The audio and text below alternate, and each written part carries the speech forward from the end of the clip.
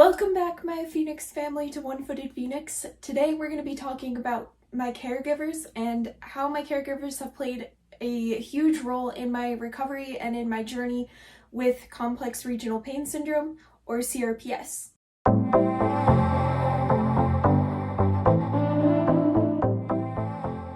So because it's Mother's Day, I'm going to be keeping this video a little bit shorter and hopefully give you guys enough time to watch it, but also enjoy Mother's Day with your mom. So it's no secret that I reside with my parents currently, and the reason that I do live with my parents still currently is because of the whole leg situation, and there are a few things that I haven't figured out how to quite do for myself yet, such as cooking, cleaning, and a few other things that I haven't quite figured out how to do on my own just yet. And so for those reasons, I still live at home. My parents have been great to take me back in, even though I was out on my own and living in an apartment prior to going on a mission and prior to being hit by a car. In the last 5 years, my parents have been my biggest cheerleaders for having the amputation done and for being able to get through having complex regional pain syndrome, and having CRPS was definitely a situation where I needed to be able to lean on someone, and I ended up needing to be able to lean on my parents. And there's nothing wrong with needing help or needing to lean on someone, especially when you have a diagnosis like complex regional pain syndrome. And I want to put it out there that it is very much okay for you to not be able to work or to not be able to do things that you normally were able to do before, because complex regional pain syndrome is an illness. You are sick. It is an illness. And when you have CRPS, it's really easy to blame yourself for having it, and it's really easy to blame yourself for getting in whatever situation caused CRPS, and a lot of times we blame ourselves for an injury that caused it or for a surgery that caused it. But I want to tell you to not blame yourself so much, but to be okay with asking for help, because you're going through something that is mind-blowing and mind-boggling, and especially if you have CRPS, it's something that a lot of other people can't fully understand because they haven't been through it. There's this pain that's above kidney stones and above childbirth, so please give yourself a little bit of grace. For 3.5 years, I had pain so severe that I ended up having to quit my job where I was working at a call center, and I ended up having to leave that job even though it paid well and I liked it for the most part. I ended up having to leave that job because I was getting to a point where the pain was so severe that it was interfering with my ability to work and my ability to perform well. And I got to a point where it was better to leave and quit my job rather than end up getting fired because my performance had gone down so much. And that was really hard for me to have to give up working and having to give up the only means I had to provide for myself. And knowing that I was going to have to lean on my parents to provide for me was really difficult, especially knowing that I'm an adult now and I should be able to provide for myself.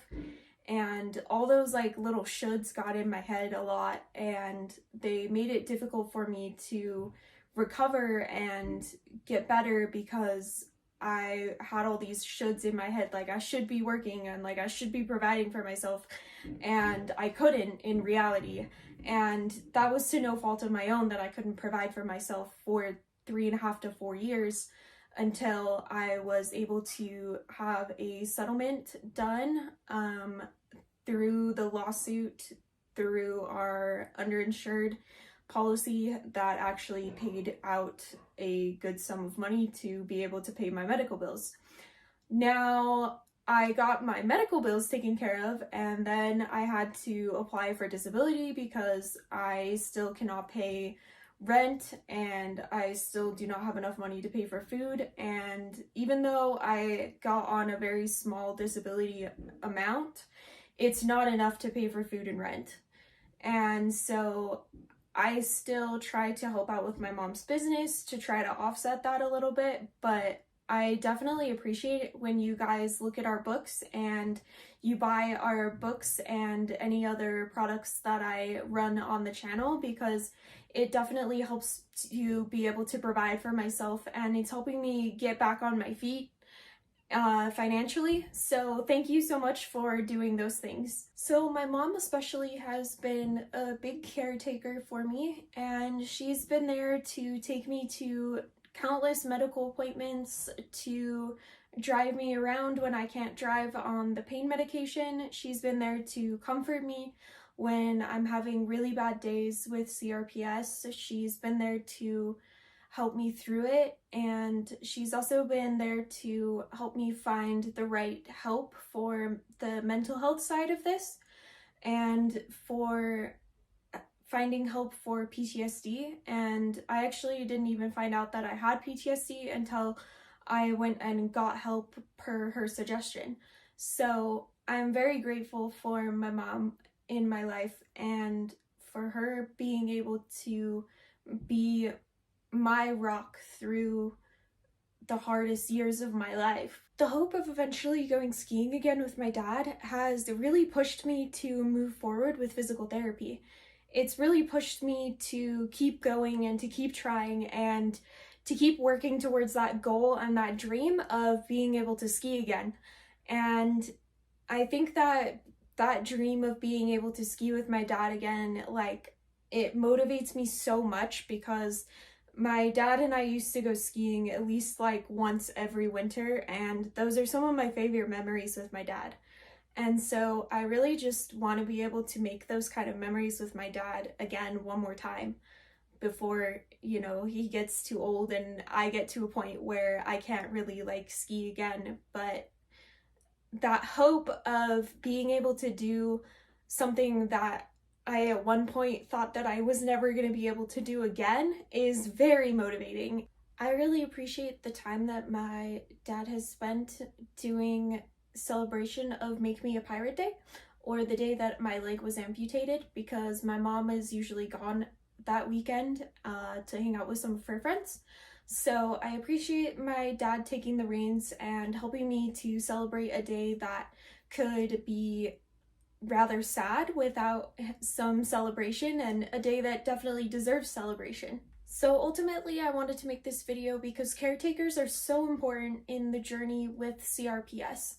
And in the journey with CRPS, you need your caretakers to be there for you and to help you through the medical appointments and to help you through all of the like really hard times with CRPS. And I know that it's not always easy to be on the other side of CRPS or to be a caretaker, but I do see you, and I thank you for all of the caretakers who take care of CRPS patients.